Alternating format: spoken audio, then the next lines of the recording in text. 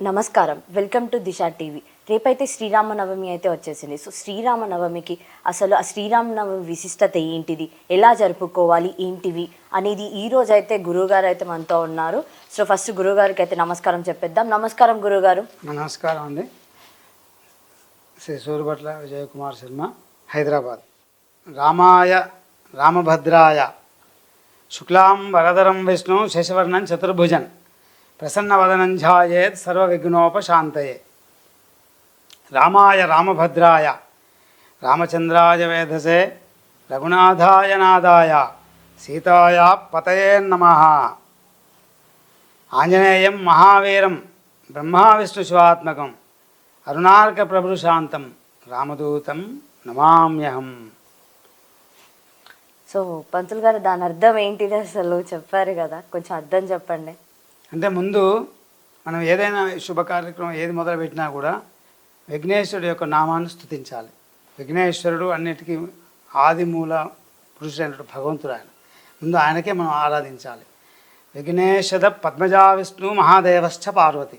ముందు విఘ్నేశ్వరుడికి మనం నమస్కారం చేసుకున్నట్లయితే మనం చేసేటువంటి యొక్క పూజా ఫలము అన్నీ కూడా మనకు సక్రమంగా వస్తాయన్నట్టు. అందువల్ల విఘ్నేశ్వరుని ఆరాధించటం. తర్వాత రాముడు ఆయన ఏంది, లోకాభిరాముడు, ఆయన సుగుణాభిరాముడు. అందువల్ల చైత్రశుద్ధ నవమి నాడు శ్రీరామచంద్రుని మనం స్తుతించినట్లయితే మనకు అనుకున్నటువంటి కోరికలన్నీ కూడా నెరవేరి ఆరోగ్యాలు కలుగుతాయనేది శాస్త్రంలో ఉన్నది. అసలు ఈ రాముడు అని అంటే అర్థం ఏంటిది పంతులు గారు? మా రామ అనేది రాముడు రా అనేటువంటి అక్షరము రవికి సూచిస్తుంది అన్నట్టు, సూర్యభగవానుడికి సూచిస్తుంది ఆయన. అందువల్ల రా అక్షరాన్ని క్రీస్తు పూర్వం నుంచే రా అనే అక్షరము శ్రీరామ అనేటువంటి నామధేయం ఉన్నదన్నట్టు. అయితే చైత్రశుద్ధ పాడ్యమి రోజు మొదలుకొని ఉగాది ఏ విధంగా ప్రారంభం అవుతుందో ఆ రోజు శ్రీ అనేటువంటి ఒక నామకరణం జరుగుతుందన్నట్టు. శ్రీ అనేటువంటి నామకరణం. అందువల్ల స్త్రీ ఏంటంటే శుభాన్ని సూచిస్తుంది అన్నట్టు. అందువల్ల ఆ సంవత్సరం అంతా కూడా ఆ శ్రీ అనేటువంటి అక్షరంలోనే ఆ సంవత్సరం అంతా కూడా ఆ భగవంతుని ఆరాధించేటువంటి వాళ్లకు సర్వదా శ్రేయస్కరం. అందువల్ల రా అనేది రవిని సంక్రమిస్తుంది కాబట్టి, రవిని సూచిస్తుంది కాబట్టి, సూర్యభగవాను సూచిస్తుంది కాబట్టి ఆ రా అనేటువంటి అక్షరం వచ్చిందన్నట్టు ఆయన మొదట్లో. అయితే ప్రతి సంవత్సరం అయితే శ్రీరామ నవమి అని అంటే మాత్రం అందరూ వివాహం చేస్తారు, అంటే కళ్యాణం, శ్రీరాముని కళ్యాణం చేస్తారు. అసలు ఎందుకు శ్రీరాముని కళ్యాణం చేస్తారు? శ్రీరాముడు ఆవిర్భించిన రోజు ఎందుకు అసలు మనం కళ్యాణం చేయాలి రాముడికి? శ్రీరాముడికి కళ్యాణం అంటే అమ్మో చైత్రశుద్ధ నవమి నుంచి కూడా బ్రహ్మోత్సవాల ప్రకారంగానే మనము ఆచరణ చేయాలి. అంటే నవరాత్రి దీక్ష భాగంగా ఆ మొదటి రోజు శుద్ధ పాడ్యమి నుంచి కూడా మనము దేవతా ఆరాధన ఏ విధంగా మనం ఆరాధిస్తాము, ఆ శాస్త్ర ప్రకారంగా ఆచరణ చేస్తాము. ఆ ముందు స్వామివారి యొక్క కలశ స్థాపన, తద్వారా విఘ్నేశ్వరుడి యొక్క ఆరాధన, ఆ తర్వాత ఆ సర్వతోభద్ర మండలి వేసినటువంటి బ్రహ్మ విష్ణు మహేశ్వర స్వరూపమైనటువంటి ఆ త్రిమూర్తులు, తర్వాత విఘ్నేశ్వరుడు, తర్వాత గౌరీదేవి అన్నట్టు. అంటే విఘ్నేశ్వరుడికి ఆరాధించినట్లయితే ఈ భగవంతుని స్వరూపం ముందు ఆరాధిస్తాము. విఘ్నేశ్వరుడికి ఆరాధించిన తర్వాత గౌరీదేవిని కూడా ఆరాధించాలి. అంటే స్త్రీ దేవతా స్వరూపాలలో ఒక గౌరీదేవి చాలా ప్రాముఖ్యమైనది అన్నట్టు. ఆ గౌరీదేవిని మనం స్తుతించినట్లయితే ఆ స్త్రీ స్వరూపంలో ఉన్నటువంటి భగవంతులు అందరికీ కూడా మనం ఆరాధించినట్టు పుణ్యం కలుగుతుంది అన్నట్టు. అందువల్ల గౌరీదేవికి అక్కడ ఆధిపత్యం ఇచ్చారు. విఘ్నేశ్వరుడు, వినాయకుడు ఏ విధంగా మనం అందరికీ తెలిసిన విషయమే. ఏదైనా విఘ్నేశ్వరుడికి ఆధిపత్యం ఇచ్చారు కదా, అట్లనే స్త్రీ దేవతా స్వరూపాలలో గౌరీదేవతకు ఆధిపత్యం ఇచ్చారు. అందువల్ల ఆ విధంగా ఆరాధించినటువంటి వాళ్ళమై ఈ బ్రహ్మోత్సవాల భాగంగా మొదటి రోజు నుంచి కూడా నవమి, చైత్రశుద్ధ నవమి వరకు కూడా 9 రోజులు ఆ యొక్క భగవంతునికి, శ్రీరాముడికి పూజా విధానాలని కూడా ఆచరణ చేయాలి స్వామివారికి. ఆ విధంగా నవమి రోజు ఎందుకనగా అంటే ఆ శ్రీరామనవమి రోజు ఆయన జన్మించాడు. అయితే అక్కడ చెప్పబడింది భగవత్ స్వరూపం ఆయన అప్పుడు జన్మించాడు, ఆయనకు కళ్యాణం చేస్తారు. ఈ 9 రోజులు కూడా నవమాసాలుగా ఏ విధంగా మనం గర్భం దాల్చినటువంటి ఒక శిశువు కానీ మగ శిశువుని ఆడ శిశువుని ఏ విధంగా జన్మిస్తుందో అదేవిధంగా శ్రీరాముడు కూడా 9 రోజులుగా ఆ బ్రహ్మోత్సవాల భాగంగా ఆయన అవతరించినటువంటి వాడి ఆ నవమి రోజు ఆయన జన్మిస్తాడు శ్రీరాముడు. అప్పుడు ఆ జన్మించినటువంటి శ్రీరామచంద్రుని మనం అదే రోజుగా లోక సంరక్షణార్థం కళ్యాణాది మనం కార్యక్రమం నిర్వర్తన చేయాలన్నట్టు. అందువల్ల ఆ శాస్త్రంలో ఆయనకు కళ్యాణం కూడా లోక సంరక్షణార్థం ఆయనకు సీతారామచంద్ర స్వామి కళ్యాణ మహోత్సవం కలిసే అని ఆ కళ్యాణంలో చెప్పబడిందంట. అదే రోజున కూడా ఆ మొదటి అనాదిగా నుంచి కూడా వస్తూనే ఉన్నది అన్నట్టు ఆ విషయం. అయితే మనం అందరం చూసుకున్నా కూడా ఏం చెప్తారు అని అంటే పుట్టినరోజు మాత్రం పెళ్ళిళ్ళు చేసుకోవద్దు అని చెప్పి మనకైతే చెప్తా ఉంటారు. మరి అలాంటి పుట్టినరోజు ఎవరైతే రాముడైతే పుట్టారో మరి అలాంటి రోజు అసలు కళ్యాణం చేయొచ్చా? కళ్యాణం ఆయనకు చెప్పబడింది కదా శాస్త్రంలో. అదే రోజున శ్రీరామనవమి రోజున సీతారామచంద్రస్వామి యొక్క కళ్యాణం చేయాలనే శాస్త్రంలో ఉంది. కాబట్టి జన్మించినది అదే రోజునప్పటికీ ఆయన భగవత్ స్వరూపం, ఆయనకు అతీతమైనటువంటి శక్తి గలవాడు ఆయన భగవంతుడు. అందువల్ల ఆయనకు అదే రోజున కళ్యాణం చేసినట్లయితే లోకమంతా కూడా సుభిక్షంగా ఏ సుఖశాంతితో జీవనం కొనసాగిస్తారు మానవులందరూ కూడా. ఏ లోటుపాటు లేకుండా రాజ్యపరిపాలన కానీ మరియు మానవులు కానీ సుఖ సంతోషితాన్ని ఉంటారని శాస్త్రం చెప్పబడింది అన్నట్టు. అసలు ఈ కళ్యాణం చూడడం వల్ల కలిగే పుణ్యం ఏంటిది? ఈ కళ్యాణం ఏంటి అంటే ఆనవాయితీగా వస్తుంది శ్రీరామనవమి రోజు. రాముడి యొక్క మంత్రము చాలా గొప్పది. ఆ విధంగా ఈ శ్రీరామనవమి రోజున ఆ యొక్క రాముని యొక్క మంత్రాన్ని పఠించినట్లయితే అందరు కూడా అనుకున్నటువంటి కోరికలన్నీ కూడా నెరవేరి ఆరోగ్యాలు కలిగి సర్వత్రా విజయం కలుగుతుంది. అంటే తర్వాత వివాహం కానటువంటి వాళ్ళకు కూడా ఇంకోటి ఏంటంటే ఆ రోజున కళ్యాణం ఆది పురుషులు అయినటువంటి దంపతులు వాళ్ళు రాముడు శ్రీరాముడు సీతాదేవి. ఆమె లక్ష్మీ స్వరూపము, ఈయన విష్ణు స్వరూపం అన్నట్టు. అందువల్ల సాక్షాత్ విష్ణువుని లక్ష్మీదేవిని స్తుతించినట్టు భాగ్యం కలుగుతుంది. కాబట్టి ఆ విధంగా వాళ్ళు ఏ విధంగా ఆదర్శప్రాయంగా ఉన్నారో అటువంటి ఒక వరుడు అమ్మాయిలకు ఒక వివాహం కలిగినటువంటి వాళ్ళకు కూడా ఆ రాముడి లాంటి ఒక వరుడు వస్తాడనే ఒక నానుడు ఉంటుందన్నట్టు.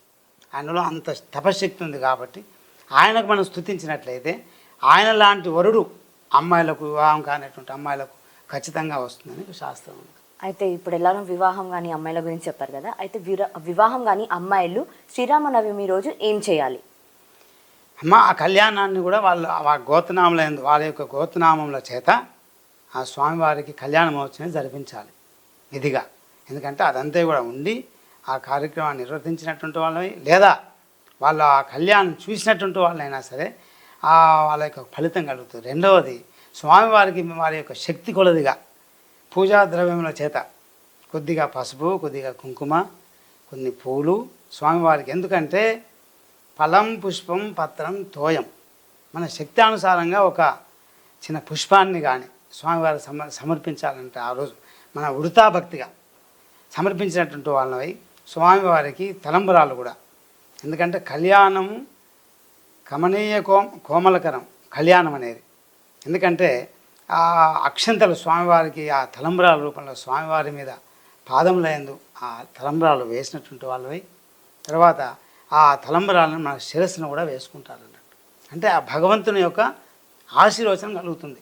అంటే అందువల్ల ఆ కళ్యాణం వివాహం కానటువంటి వాళ్ళకు కూడా వివాహం అవుతుందని శాస్త్రంలో చెప్పబడింది. అంటే అక్షంతలు శిరస్సు మీద వేసుకోవడం మంచిదంటారు. ఆ యొక్క స్వామివారి అక్షంతలు ఆయనకు సమర్పించినటువంటి పాదములను మనం కూడా ఆయనకి లోక సంరక్షణార్థం కదా ఆయన శ్రీరామచంద్రుడు. అందువల్ల ఆయనలో ఉన్నటువంటి గుణాలన్నీ కూడా ముందు మనం ఆయనకు స్వామికి నమస్కారం చేసినట్టుగా భావించి అక్షంతలు ఆయన పాదములను వేసిన తరువాత స్వామివారికి మళ్ళీ ఆ అక్షంతల్ని మనం శిరస్సులో వేసుకోవటం ఆనవాయితీ అన్నట్టు. అంటే కొంతమంది ఏం చేస్తారు అంటే ఇంటికి తీసుకెళ్తారు కదా, అలా తీసుకెళ్ళొచ్చా? మంచిదేనా? ఇంటికి కానీ ముత్యాలు ఇంకొకటి స్వామివారి యొక్క కళ్యాణ మహోత్సవంలో ఏంటంటే ముఖ్యమైనది ముత్యాలు కూడా స్వామివారికి సమర్పిస్తారు. ఆ ముత్యాలు కూడా స్వామివారికి సమర్పించిన తీసుకువెళ్ళిన తర్వాత కళ్యాణం అయిన తర్వాత కూడా ఆ ముత్యాల తలంబ్రాలని అంటే ఒక తలంబ్రాలే పవిత్రము.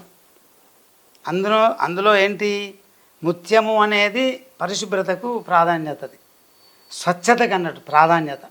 అంత స్వచ్ఛత ఉంటుంది. ఆ ముత్యం ఎలాంటి తెల్లటి గా ఉంటుందో ఆ విధంగా ఆయన మనస్సు, భక్తి, శ్రద్ధ అన్నీ కూడా అలాంటి ముత్యంలాగా అట్లా జగాయమానముగా ఇట్లా మెరిసేటువంటి ఒక ముత్యం మెరుస్తుందో అదేవిధంగా ఆ ముత్యాలను మనం తీసుకెళ్ళి భగవంతుని దగ్గర ఇంట్లో వేయాలట. వేసి అప్పుడు ఆ భగవంతుని నమస్కారం చేసి స్వామివారికి అప్పుడు మనము స్వామివారికి తీర్థప్రసాదం తీసుకోవాలన్న. సో పంతులు గారు ఆ రోజు అసలు ఏమేం చేయాలి, అసలు ఎలా పాటించాలి, ఇంట్లో కానీ ఎలా ఉంచుకోవాలి మొత్తం? అమ్మ ఆ రోజు ఏంటంటే శ్రీరామనవమి నాడు ముఖ్యంగా నవమే కాకుండా ముందు ఆ 9 రోజులు కూడా ఉపవాసముల చేత, ఎందుకు అనగా అంటే ఉపవాసం అనేది చాలా గొప్పది, శరీరానికి చాలా ముఖ్యమైనటువంటిది ఉపవాసం అనేది, ఆరోగ్యరీత్యా శుభం అన్నట్టు. అంటే అనారోగ్యాలు కానీ దరిచేరు, మన శరీరానికి అనారోగ్యం రాదు.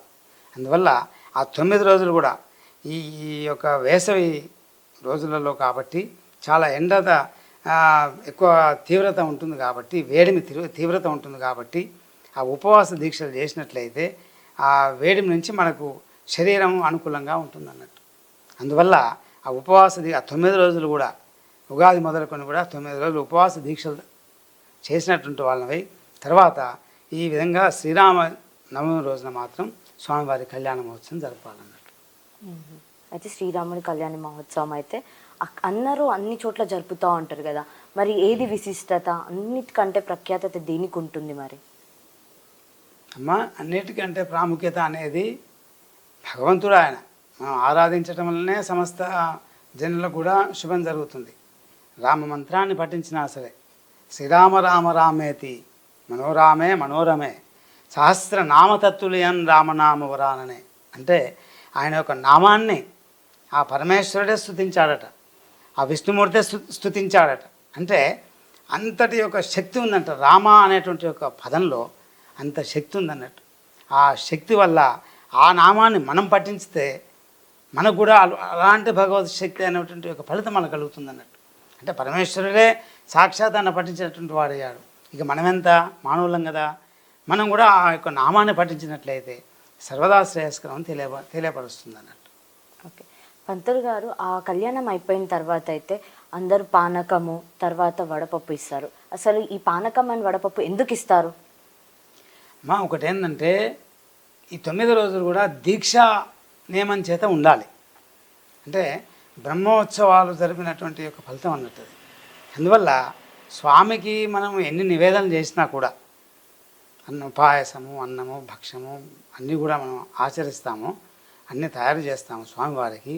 దాంట్లో భాగంగా ఏంటంటే ఈ యొక్క బెల్లం నీళ్ళు పానకం అంటారు వాటి, దాంట్లో మిరియాలు, అంటే ఇది కూడా శరీరానికి అనారోగ్యం దరిచేరకుండగానే. అందువల్ల ఆ పానకాన్ని మళ్ళీ తర్వాత మనం వడపప్పు అంటాం, వడపప్పు కానీ మనం నీటిలో నానబెట్టినటువంటి వాళ్ళని కూడా ఆ పప్పును మనం భుజిస్తాం స్వామివారికి నివేదన చేస్తూ. ఎందుకంటే పచ్చివి శరీరానికి మంచిది అన్నట్టు. పచ్చి వస్తువులు కానీ మనం ఎప్పుడు కూడా ముందు ఆ పచ్చి వస్తువులని భుజించినటువంటి వాళ్ళని కూడా మనం తర్వాత ఈ పానకము చేసినటువంటి ఒక పానకాన్ని మనం భుజించినట్లయితే, స్వీకరించినట్లయితే మనకు అనారోగ్యం దరిచేదన్నట్టు. అందువల్ల ఈ పానకం స్వామివారికి ముందు నివేదన చేసిన తర్వాత మనం స్వీకరించాలని శాస్త్రం చెప్పబడిందండి. శ్రీరామనవమి రోజు ఏ మంత్రం జపించాలి, ఏ మంత్రం జపిస్తే బాగుంటుంది, అత్యంత శ్రేష్కరం? అమ్మ శ్రీరామనవమి నాడు శ్రీరాముడి యొక్క మూలమంత్రమే ముఖ్యం మనకి. జై శ్రీరామ అన్న ఏం లేదు, శ్రీరామ అన్న ఏం లేదు, తర్వాత శ్రీరామ జయ రామ జయ జయ రామ అన్న కూడా ఏం లేదు. ఈ మంత్రాన్ని మనం ఏ విధంగా పఠించినా కూడా శ్రీరామ అనేటువంటి నామం చేత మనం, జై శ్రీరామ అనే నామం చేత కూడా మనం 108 సార్లు ఈ జపాన్ని పఠించాలన్నట్టు. ఆ జపం చేయటం వల్ల ఆ 108 సంవత్సరాలు 108 యొక్క నామాలు పఠించటం వల్ల మనకి ఆ అతీతమైనటువంటి ఒక భగవత్ శక్తి మనలో ప్రవేశిస్తుంది అన్నట్టు. అందువల్ల దానివల్ల ఏంటంటే మనం ఉన్నటువంటి నవగ్రహ దోషాలన్నీ కూడా మళ్ళీ దీనికి ఇమిడీకృతమై ఉన్నది. నవగ్రహ దోషాలు మానవులం కదా, మనకు అనునిత్యం ఈ గడియారంలో ముళ్ళలాగా ఎప్పుడు ఈ విధంగా మన చుట్టూ జాతకం తిరుగుతూ ఉంటుందో ఆ జాతక ప్రభావం వలన మనకి దోష నివారణార్థం స్వామివారి కళ్యాణ మహోత్సవం కలిసే అంటే ఆ కళ్యాణాన్ని మనం చేసినట్లయితే లేదా ఆ కళ్యాణాన్ని చూసినట్లయితే మనం సర్వదా శ్రేయస్కరం. తద్వారా ఈ నవగ్రహ దోషాలు కూడా తొలగిపోతాయి అన్నట్టు. అందువల్ల ఉగాది నుంచి ఉగాది వరకు కూడా మరి అప్పటికి కూడా మనకి ఇంకేమైనా నవగ్రహాల్లో శనేశ్వరుడు కానీ, లేదంటే బృహస్పతి యొక్క గ్రహం కానీ, లేదంటే రాహు యొక్క గ్రహం కానీ, కేతు యొక్క గ్రహం కానీ అనుకూలంగా లేకున్నా కూడా ఈ నామస్మరణ పఠించడం వల్ల తద్దోష నివారణార్థం పోతుంది అన్నట్టు. అంటే 108 సార్లు పట్టించి 108 సార్లు మాత్రం నామజపం ఖచ్చితంగా ఆచరణ చేయాలి. రోజు కూడా ఆ 9 రోజులు, ముఖ్యంగా ఆ 9 రోజులు అయితే మనం పఠించాలి. అంటే గుడిలో చేయాలా లేకపోతే రాముడి ముందు ఇలా కూర్చొని చేయొచ్చా, ఇంట్లో కూడా చేసుకోవచ్చా? అమ్మ వాటికి ఏంటంటే ఇంకా ఒకటి విశేషం ఏంటంటే దేవాలయం అనేది పవిత్రంగా ఉంటుంది. ఏదైనప్పటికీ మన ఇల్లు ఉంటుంది, కానీ భగవద్గీత ఎప్పుడు అనిత్యం అభిషేకము, నామస్మరణ, పూజా విధానము, అభిషేకము, హోమము, జపతర్పణాలు జరిగేటువంటి ఒక ప్రదేశం కదా. అక్కడ ఒక విశిష్టత ఉంటుంది. దేవాలయం అనేది ఒక విశిష్టత. దేవుడికి మనకు చూడంగానే ఆ భగవంతుడు కనిపిస్తాడు, ఏ ఆలోచనలు ఉండవు. అందువల్ల శ్రద్ధతో మనం భగవంతునికి ఆరాధిస్తాం కాబట్టి మనకి ఆ భగవంతుని యొక్క అనుగ్రహం కలుగుతుంది. దేవాలయమే పవిత్రమైనటువంటిది. దేవాలయంలో ఆచరణ చేయటమే పవిత్రం. లేదా తద్వారా వీలు పడినటువంటి వాళ్ళు, వసతి లేనటువంటి వాళ్ళు, సమయం లేనటువంటి వాళ్ళు ఎక్కడైనా సరే వాళ్ళు ఉన్నటువంటి ప్రదేశంలో కూడా ఆచరణ చేయొచ్చు. ఈ తారక మంత్రం అంటే ఏంటిది? అమ్మ తారక మంత్రం అంటే తారక అనేది భగవంతుడే, ఆయన రాముడి నామమే చెప్పబడింది అక్కడ. తారక మంత్రం మనకు వస్తుంది కదా మంత్ర ఉపదేశంలో కూడా. ఆ మంత్రాన్ని మనం పఠించడం వల్ల మనకు సర్వ సౌభాగ్యాలు కలుగుతాయి.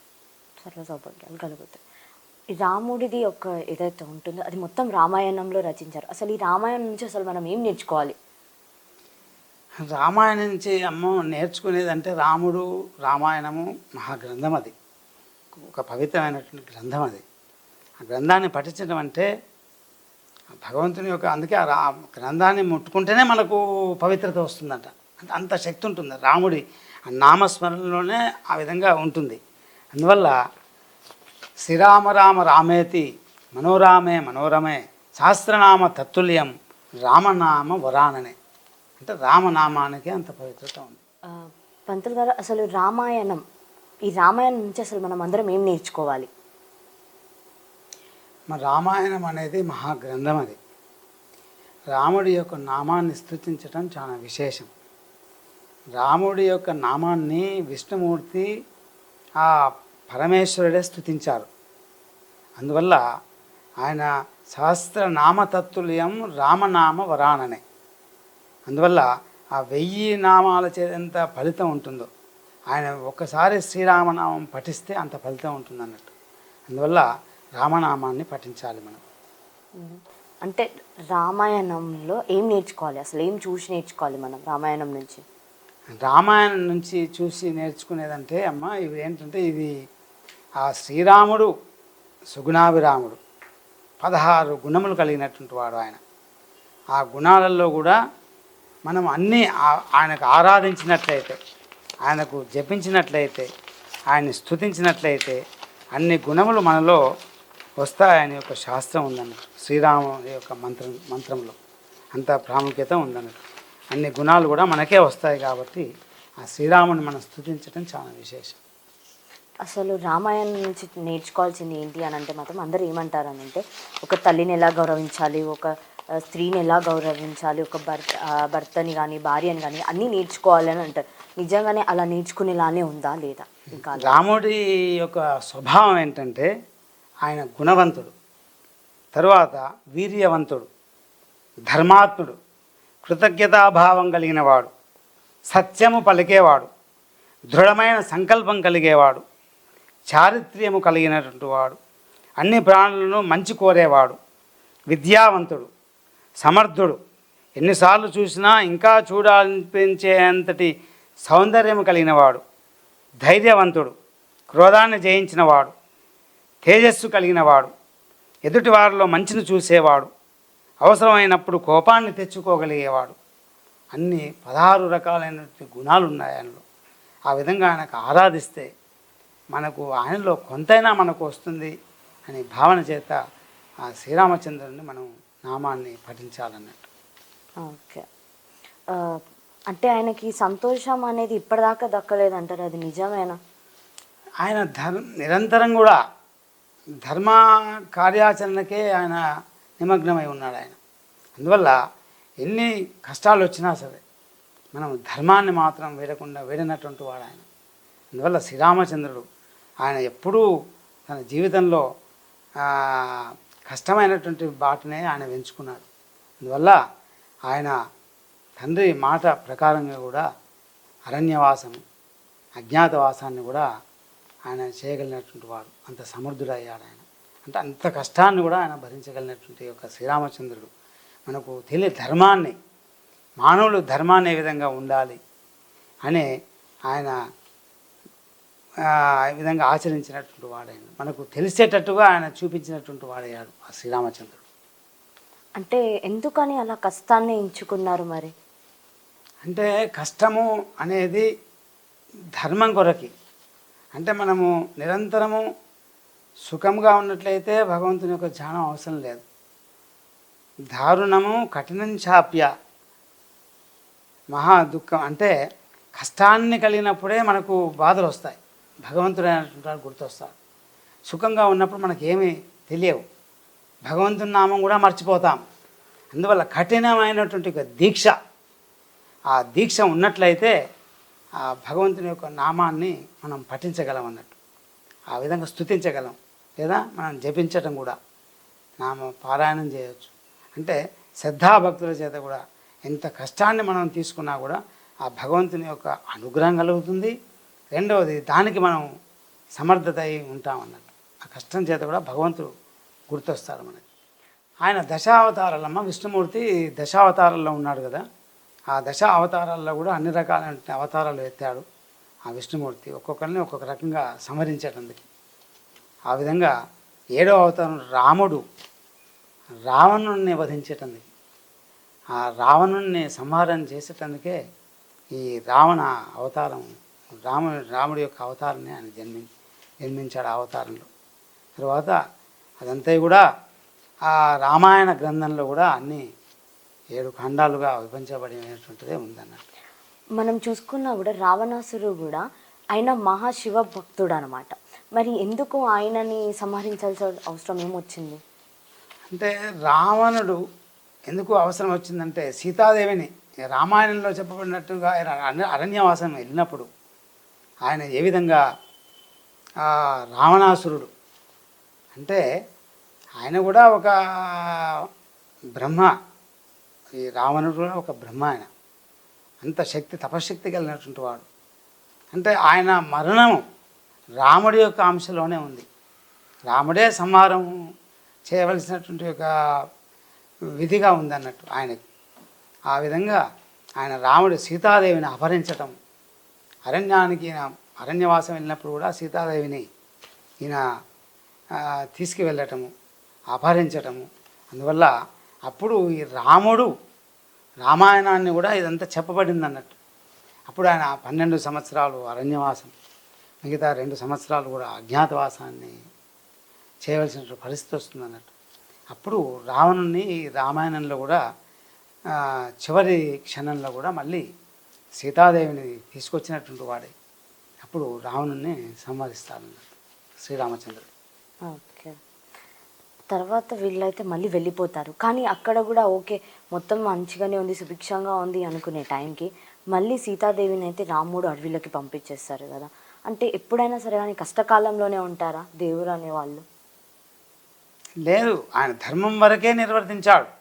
ఆ అరణ్యవాసాన్ని స్వీకరించగలిగాడు, అజ్ఞాతవాసాన్ని స్వీకరించగలిగాడు.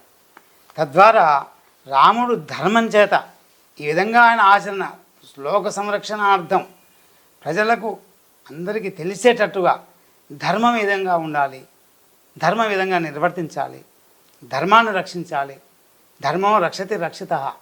ధర్మాన్ని కనుక కలిగించేటట్టు మనం చేసినట్లయితే రక్ష కలుగుతుంది, మానవులందరికీ క్షేమం కలుగుతుంది అని రాముడు నిర్వర్తించాడు అన్నట్టు.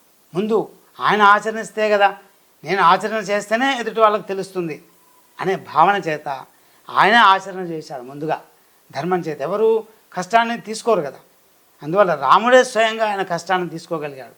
అంత శక్తి తపశక్తివంతుడు కాబట్టి, ఆయన భగవంతుడే, సాక్షాత్ విష్ణుమూర్తి అవతారమే కాబట్టి, ఆయన భగవంతుడే కాబట్టి ఆయన స్వీకరించగలిగాడు.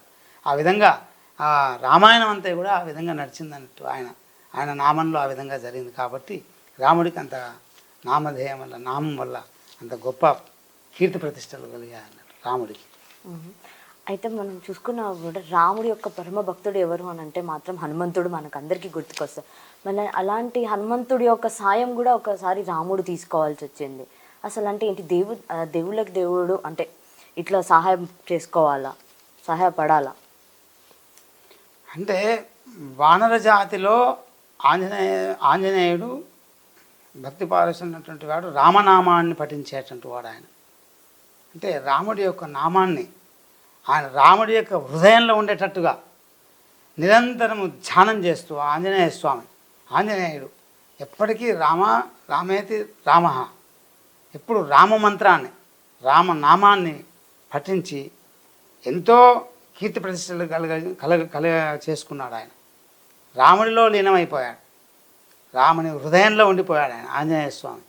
అంత తపశక్తివంతుడు అయిపోయాడు ఆయన రాముడు రామనామాన్ని పఠించడం వల్ల. అందువల్ల ఆయన ఏంటి, ఇంకా ఆ వానర జాతిలో మిగిలినటువంటి వాళ్ళందరూ కూడా ఆయన యుగంలో రాముడి యొక్క పరిపాలనలో, శ్రీరామచంద్రుడి యొక్క పరిపాలనలో అందరూ త్రేతాయుగంలో అందరూ మోక్షానికి వెళ్ళినటువంటి వాళ్ళు అయ్యారు. ఇంకా మిగిలినటువంటి వాళ్ళు ఈ వానర జాతిలో ఉండిపోయారట.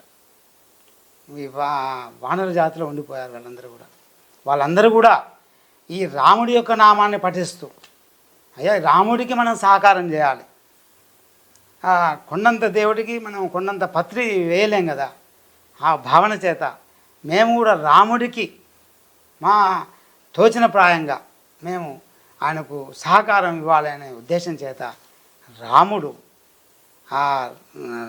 ఈ ఆంజనేయుడు రాముడికి సహకారం చేశాడు. అందువల్ల ఆ సముద్రాన్ని కూడా ఆయన వెళ్ళినటువంటి వాడే, సప్త సముద్రాలు కూడా వెళ్ళినటువంటి వాడే కూడా ఆ సీతాదేవిని తీసుకొని కూడా సహకారం అందించాడు ఆయన. ఈయన సహకారం వల్లనే ఆ సీతాదేవిని కూడా ఆ లంకానగరం నుంచి కూడా తీసుకొచ్చినటువంటి వాడే అన్నాడు. అందువల్ల ఆ రాముడికి సహకారం చేస్తే మా వానర జాతి అందరం కూడా మోక్షానికి వెళ్ళాలి, ఆ భావన చేత ఆయన సహకారం చేశాడు ఆంజనేయ స్వామి. అందువల్ల ఆంజనేయ స్వామి కూడా మనం ఆయన్ని తలచినా సరే, ఆంజనేయ మంత్రాన్ని పఠించిన, ఆంజనేయం మహావీరం బ్రహ్మ విష్ణు శివాత్మకం అరుణార్క ప్రభురుషాంతం రామదూతం నమామ్యహం అంటే బ్రహ్మ విష్ణు మహేశ్వరులు కూడా చెప్పబడింది అన్నట్టు. అంత మంత్రం ఆంజనేయుడి యొక్క మంత్రం కూడా పఠించినట్లయితే బ్రహ్మ విష్ణు మహేశ్వరులు కూడా స్తుతించినట్టు ఫలితం కలుగుతుంది. తర్వాత రాముడికి ఆయన రామనామాన్ని చేయటం వల్ల రాముడికి సమర్పణ జరుగుతుంది. అందువల్ల అంత పవిత్రమైంది కాబట్టి ఆ శ్రీరాముడి యొక్క నామాన్ని పఠించే ఆంజనేయుడు అంత తపశక్తివంతుడు అయ్యాడు ఆంజనేయ స్వామి. ఈ సంవత్సరం అయితే మనం ఆల్రెడీ చూసేసాము. ఏంటిది అని అంటే మాత్రము అయోధ్యలో బాలరాముని అయితే ప్రతిష్టాపన అయితే చేశారు కదా. మరి ఖచ్చితంగా ఇది 500 సంవత్సరాల తర్వాత అయితే మళ్ళీ మనము అలాంటి ఒక పూర్వ వైభవం అయితే ఇప్పుడు చూస్తున్నాం అయోధ్యలో. మరి ఎలా ఉంటుందని మీరు అనుకుంటున్నారు?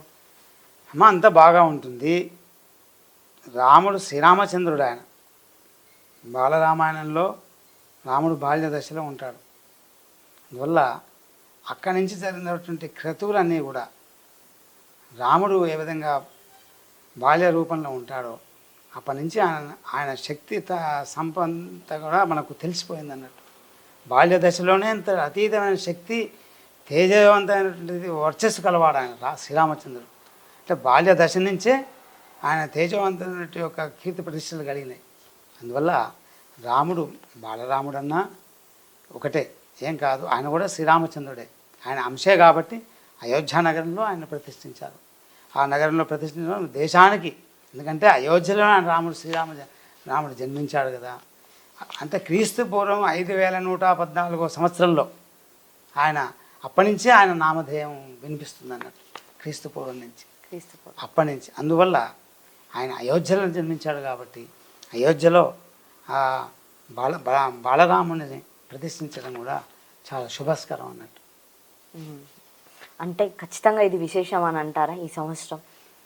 అమ్మ ఈ సంవత్సరం విశేషమే అయినప్పటికీ ఎప్పుడూ జీవితంలో అనునిత్యం ఒడిదుడుకులు ఉంటూనే ఉంటాయి, కష్టాలు ఉంటాయి, సుఖాలు ఉంటాయి. ఎప్పుడు సుఖం ఉన్నది అని సంతోషపడద్దు, ఎప్పుడూ కష్టం ఉందని సంతోషపడద్దు, దుఃఖపడద్దు. అందువల్ల వీటిని రెండు కష్టాన్ని సుఖాన్ని స్వీకరణ చేయాలి. అప్పుడే మానవుడు భగవంతుడే ఆయన శ్రీరామచంద్రుడే కష్టాన్ని స్వీకరించాడు, మనం ఎందుకు స్వీకరించకూడదు అనే ఒక భావన ఉంటుంది. అందువల్ల ఏదొచ్చినా సమతుల్యత సమదృష్టితోనే ఉండాలి. అప్పుడే మనకు ఒక స్థిత ప్రజ్ఞత అనేది కలుగుతుంది అన్నట్టు. భగవంతుని యొక్క భక్తిలో భాగంగా ఆయనలో ఉన్నటువంటి యొక్క గుణాలన్నీ సుగుణాలన్నీ కూడా మనకు సంక్రమిస్తాయి. సో ఈ శ్రీరామనవమికి అయితే మీరైతే మాకైతే చాలా అంటే చాలా విశేషాలు చెప్పేశారు.